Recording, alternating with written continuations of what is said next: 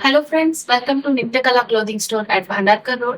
आज आपण जाणून घेऊया नित्यकला क्लोथिंग स्टोअरची सुरुवात कुठून झाली. आपल्यासोबत आहेत शुभांगी आसबमान. हॅलो मॅम, आज मला तुम्ही सांगा की नित्यकला क्लोथिंग स्टोअरची सुरुवात करण्यासाठी तुमची कल्पना तुम्हाला आली का? ऍक्च्युली आमचे पूर्वी हातमाग होते पुण्यामध्ये. तर ते काही काळाने बंद पडले. ते बंद पडले तर मला त्याविषयी खूप उत्सुकता होती की आपली जी माग आहे किंवा जी आपली जी कला आहे ती आपण पुढे जोपासली पाहिजे.